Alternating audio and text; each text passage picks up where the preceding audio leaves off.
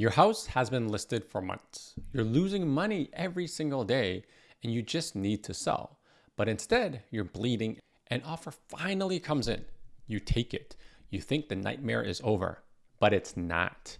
The terrifying truth is realized. You can't even sell if you wanted to. The proceeds from the sale won't even cover your mortgage. You don't get a check on closing. You get a bill instead, a nasty one. You now owe the bank thousands just to walk away from your own home. This is the mortgage trap many sellers across Canada are facing right now. Yes, prices are falling across Canada, but let me show you what these spiraling home prices actually mean for distressed sellers that nobody's talking about. Hi, my name is Zen. If you enjoy my data-driven and number-crunching real estate updates, be sure to like and subscribe. In the last 2 months, I've been getting a lot of calls from a lot of people in regards to selling a property. And one of the things that I've been arriving at a lot right now, especially in a market where we're trending downwards, is some of these sellers are actually in what we call a negative equity position. And that's a technical term, but you may have heard it as underwater. And what that basically means is the amount of mortgage that you actually owe is larger than what the value of the home is. So when you actually sell a property, you have to discharge or get rid of your mortgage so that you can actually transfer your property to the new buyer. But when the property is worth less than what your mortgage is worth, meaning the mortgage is higher, you cannot actually discharge your mortgage or get rid of it to give it and sell it to the buyer without chipping money in because there's not enough proceeds from the sale of your home. And that's what I'm seeing a lot of right now when I'm talking to people who are calling me, whether they're calling me because they want a second opinion or I'm the second agent.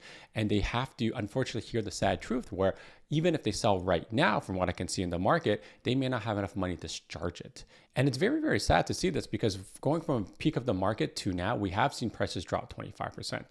And when you have your conventional down payment being 20%, the equity from the top to the bottom has been wiped out. But as the market continues grinding downward slowly, the ride up to the top where people have been buying on the way up, that equity slowly gets grinded down because the value of everyone's home has been dropping for the last 9 months. So I'm going to walk through an example of what negative equity is so that you understand that if you are selling, you need to calculate this to make sure you're not in a negative equity position. Or if you're planning to sell, make sure you're not in a negative equity position and hope that the market's going to get better in the spring because it's not. The inventory is still so high that you will be chasing the market down, and I don't want your equity to get wiped out as you're chasing the market down. Before you even think about selling, don't let another chatbot price your biggest asset. Your property is not just another number. Hit the link in the description below and I'll send you a personalized assessment with real data and expert insights so you can sell with confidence on your terms. And I'm making this video because I don't think the market is going to get any better in spring because now we're getting to that point where, hey, fall is kind of ending and you know what? Optimistically, let's wait for a better spring. It's not going to get better. The inventory is still very high. So let's go through the example that's on the screen right now. So the seller, if they bought the property for $1 million, this was before the CMHC mortgage rules over $1 million for less than 20% down happened. So they would have to do 20% down. And very simple layman conventional way is you have a $200,000 down payment and then you have a mortgage or a loan of $800,000, which is very simple. Now, where the problem comes into play is if you were to sell the property right now and when you bought the property for. So in this example, let's just use the latest headlines about, hey, what is the fall from the peak over here? And it says we've fallen now 20% from the peak. I would argue if you're in the GTA, if you bought at the absolute peak, which is $1.35 million, and you get yourself to $1,064,000, that's about 25% drop off. So that would be the maximum peak. But obviously this varies depending on when you bought the property and how much you bought it for and what it's going to drop. But I'm just using it as an average right now. So let's say the price of your property is down 10% and you have to sell. So you have to sell and discharge your current mortgage right now. And where this $786,000 from is actually over here, where after 1 year, the amount of principal you would have paid back is this much. So this is the amount of mortgage remaining. So you have to discharge that. Now, after discharging that, you still have $113,000 remaining in the call it proceeds, you have to pay your commissions for selling, your legal fee, and you also have to discharge this mortgage. So in my example right now, I have a 5% selling fee. Your legal is $1,500 plus HST, and your mortgage discharge here is basically call that a variable, which is about 3 months interest, which is this amount over here times 2. That's essentially how I'm arriving at. So that means you would still get $52,000 in your pocket. So you would still get a check when you close it. Now, hypothetically, in the scenario where, hey, if your price fell from the peak 20%, let's say you do sell for 20% drop, which is less than what it would be. So call it $800,000 off your $1 million purchase price. That means you still have to discharge your $786,000 mortgage, which is all the same as in this little box over here. Your commissions are a little bit less because it's a lower selling price. Your legal and your mortgage discharge is roughly the same. Now, this box over here is red because it means that you owe $41,000 to actually sell the property. And this is where problems come in, because I've had a lot of people call me as a second agent where maybe the property was worth $900,000 at the start of the year, and now it's dropped anywhere between 5 to 8%, and they're at $800,000, and they're trying to sell it. But when they're getting offers, they're saying, hey, I can't actually sell it for that price because I don't have money to discharge this. Or even worse, you accept the offer and then you are going to breach as a seller on closing date because you don't have the money to come up with that amount of funds to actually sell.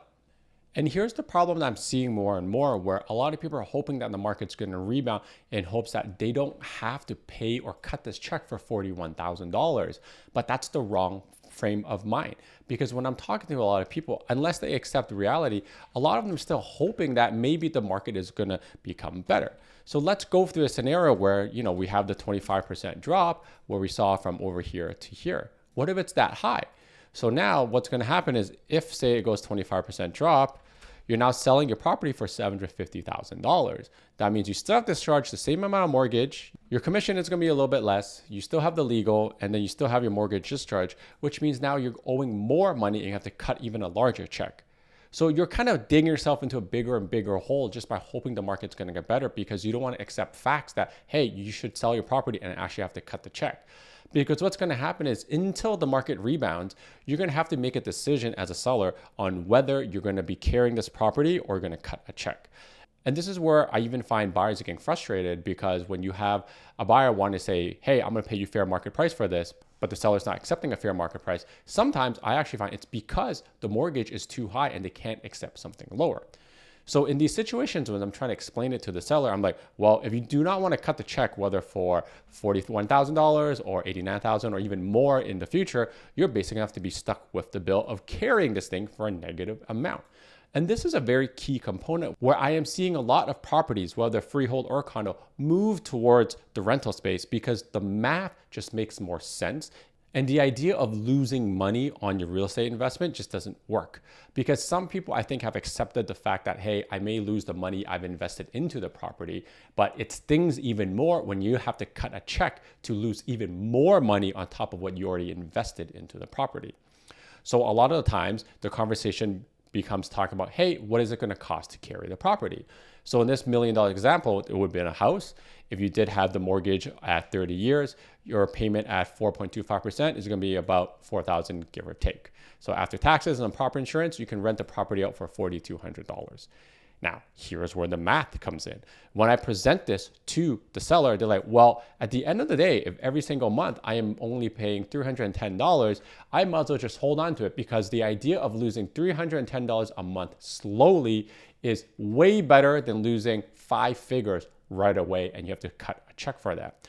Or even worse, they don't even have the money for that, so they have to actually pay on top. And this is where I'm seeing a lot more people inching slowly and slowly closer to a power of sale, because if their rents aren't that great, say maybe it's $3,500, and they cannot sustain the minus $1,000 a month, this is where they're going to get closer and closer to mortgage delinquency, which is when they cannot actually make the mortgage payments, and that's when the banks will take a power of sale. And in those positions, a lot of the times the power of sale takes a long time to be worked down, because they have to still try to recoup the loan and what the market value is. Because if the banks, when they're selling it via power of sale, don't do that, they could actually get sued for damages. So when I go through the math of a lot of clients at $310, they're like, well, it's not that bad. you know what, maybe I'll go up that route. And when I also explain to them, hey, you know what, maybe if I actually include the amount of principal recapture every single month at $1,100, I'm actually going to be positive. So that's why I'm seeing a lot more properties actually go from sell to rent, or they try to go both at the same time, because unless they're getting an offer that satisfies them, because psychologically to, cut a check to sell your property is just very hard. And that's where a lot of them will be, hey, you know what, I'm gonna end up renting my property. And that's why I'm seeing a lot of properties actually go for rent and for lease 3 to 6 months a little bit afterwards, because they've done this math, or at least the people I've talked to that have called me about, hey, how do I solve my problem right now? This is what we are seeing. This is why I do think that the amount of inventory that we're going to have is going to dwindle and it's going to move to the rental supply.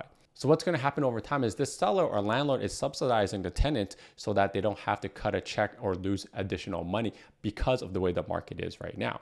And this is why we're going to continue seeing rental prices continue going down and down and down, because there's a lot of underwater properties that may not actually surface in the market, because holding out mathematically makes a lot more sense and it's just psychologically easier to digest. And this is exactly why I think the inventory is going to keep decreasing in the next little bit, even though it's very, very high right now. But don't mistakenly for saying that, hey, the inventory is going to decrease and prices are going to go up. It's not like that at all. I'm just going to say a lot of inventory, or the sellers are going to not try selling anymore because it would have rented out their property. And this is why we're going to continue seeing rents go down and down. And there will be some off cases where some of these people are kind of stubborn and they're going to eventually go delinquent, and then they're going to get power of sold. And that's where some of the pressure is going to be released in the high inventory market that we're in right now. But don't get me wrong, the inventory is still so high that I was saying in the last video in 2025, if you want your listing to go into like a graveyard and to do nothing, this is a year to list it on. So to understand more about what's happening on how 2025 has the most amount of listings ever, make sure you check out the video that's on the screen right now. Until next time, your move, your future. See ya.